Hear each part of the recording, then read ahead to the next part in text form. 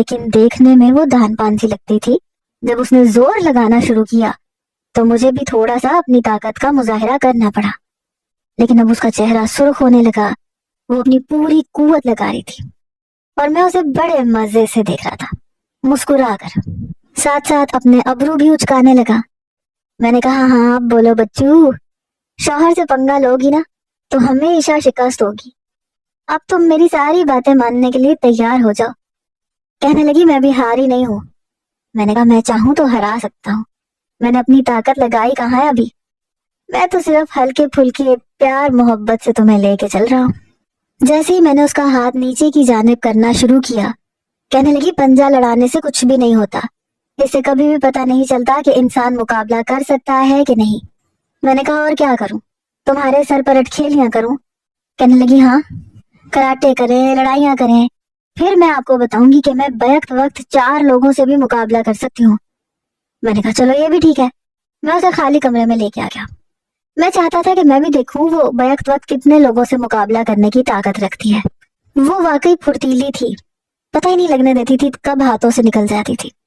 بہرحال 1 گھنٹہ میں اس کے ساتھ مختلف انداز سے لڑتا رہا اور وہ مجھے جواب دیتی رہی، لیکن اب اس کا سانس پھولنے لگا، لیکن پھر بھی مقابلہ کر رہی تھی۔ میں نے دیکھا کہ وہ تھکنے لگی ہے تو میں نے اسے اپنی گرفت میں لے لیا، پھر اپنی گرفت مضبوط کر کے اسے اپنے سینے سے لگا کر میں کچھ اور ہی گستاخیاں شروع کر چکا تھا۔ کہنے لگی، نوید یہ غلط بات ہے، لڑائی میں محبت نہیں چلے گی، چلو پیچھے ہٹو۔ میں نے کہا، ہٹا سکتی ہو تو ہٹا لو۔ اس نے بڑی کوشش کی، لیکن ہر بار میری گرفت پہلے سے بھی زیادہ مضبوط ہو جاتی۔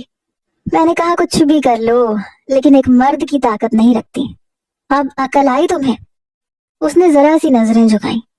میں نے کہا، اسی لیے اپنی طاقت پر زیادہ بھروسہ مت رکھنا، فوراً سے وہ کرنا جو میں تب سے کہہ رہا ہوں۔ ویسے میں 1-2 اہلکاروں کو بھی بنا وردی کے یہاں ڈیوٹی پہ لگا دوں گا، وہ اسی گلی میں چکر لگاتے رہیں گے۔ کہنے لگی، اچھا ٹھیک ہے، اب مجھے تو چھوڑو۔ میں نے کہا، ایسے کیسے؟ پولیس والے ہر کام آدھا ادھورا نہیں چھوڑتے۔ میں اسے گود میں بھر کے کمرے میں لے آیا، لیکن وہ شاید ڈھیٹ ابن ڈھیٹ تھی۔ میں اس کی سیکیورٹی کر چکا تھا، اسی لیے اپنی ڈیوٹی پر جانے لگا تھا۔ ایک بار مجھے آئی جی صاحب نے اس جگہ ریڈ مارنے کے لیے کہا، وہ رات کی ڈیوٹی تھی۔ آئی جی صاحب کا آرڈر تھا کہ اپنے سارے اسٹاف کو ساتھ لے کر جانا ہے، کیونکہ کافی خطرہ ہے، اس لیے ان اہلکاروں کو بھی مجھے ساتھ لے کر جانا پڑا جنہیں میں نے گھر کی رکھوالی کے لیے کہہ رکھا تھا۔ میں نے فون کر کے فروا سے کہا کہ پلیز ہوشیار رہنا، پستول لوڈ رکھنا، جیسے ہی کوئی بھی خطرہ محسوس ہو فوراً اطلاع کر دینا، اپنی طاقت اور بھروسے کو نہ آزمانا۔ بس بار بار یہی لفظ میں اسے کہہ رہا تھا۔ ٹھیک ہے نوید، کیوں پریشان ہو رہے ہو، میں ہینڈل کر لوں گی، کوئی بچی تھوڑی ہوں۔ پتہ نہیں اس دن میرا دل کیوں اتنا گھبرا رہا تھا، میں ٹھیک سے ڈیوٹی بھی نہیں کر پا رہا تھا، میرا سارا دھیان فروا کی طرف تھا۔ بہرحال جس ہوٹل میں ہم نے ریڈ ماری وہاں پر ناجائز کام ہو رہے تھے، ہوٹل کے کمروں میں اسمگلنگ کی جا رہی تھی، اور یہ کافی مشکل کام تھا، کافی وقت درکار تھا۔ لیکن اس دوران بھی میں بار بار فون چیک کرتا رہا، کوئی کال یا میسج تو نہیں ہے۔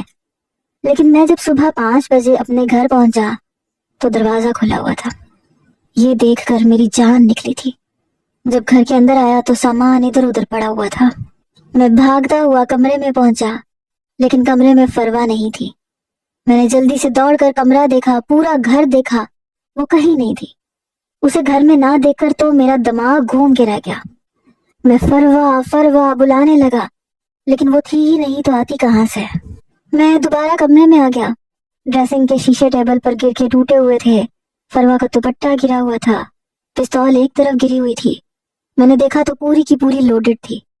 پھر ایک کاغذ کا ٹکڑا مجھے بیڈ پر گرا ملا۔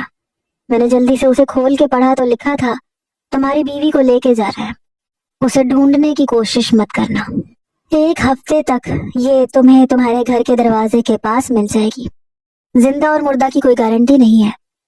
یہ پڑھ کر میرے ہوش اڑے تھے۔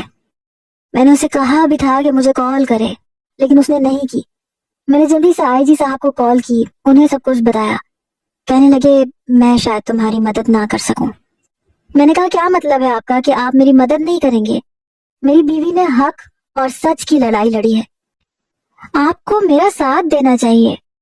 کہنے لگے میں نے کہا بھی تھا کہ یہ بہت خطرناک کام ہے، تمہیں فروا کو روکنا چاہیے تھا۔ میں نے کہا اس وقت آپ مجھے بتائیں کہ آپ میری مدد کریں گے یا پھر نہیں۔ کہنے لگے میں تمہاری کوئی مدد نہیں کر سکتا۔ میں نے کہا ٹھیک ہے، میں اپنا ریزائن لیٹر آپ کو بھیج دوں گا۔ یہ کہہ کر میں نے دوسری کال اس لڑکے کو کی تھی۔ فوراً اس نے فون اٹھایا۔ پیچھے سے فروا کے چلانے کی آوازیں آ رہی تھی۔ میں نے کہا کہ اگر میری بیوی کو تم نے ہاتھ بھی لگایا یا اسے کوئی بھی نقصان پہنچایا تو یاد رکھنا میں تمہیں زندہ نہیں چھوڑوں گا، تمہیں جان سے مار ڈالوں گا۔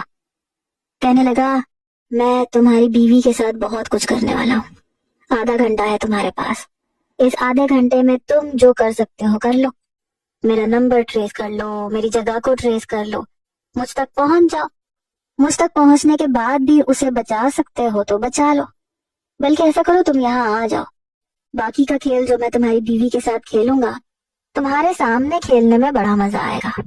اس نے اپنا ایڈریس مجھے بھیج دیا۔ جب میں نے ٹریس کروایا تو ایڈریس ٹھیک تھا۔ میں بھاگا دوڑا وہاں پہنچا تھا۔ میرے ساتھ پولیس کا کوئی بھی اہلکار جانے کے لیے تیار نہیں تھا کیونکہ آئی جی صاحب نے منع کر دیا تھا۔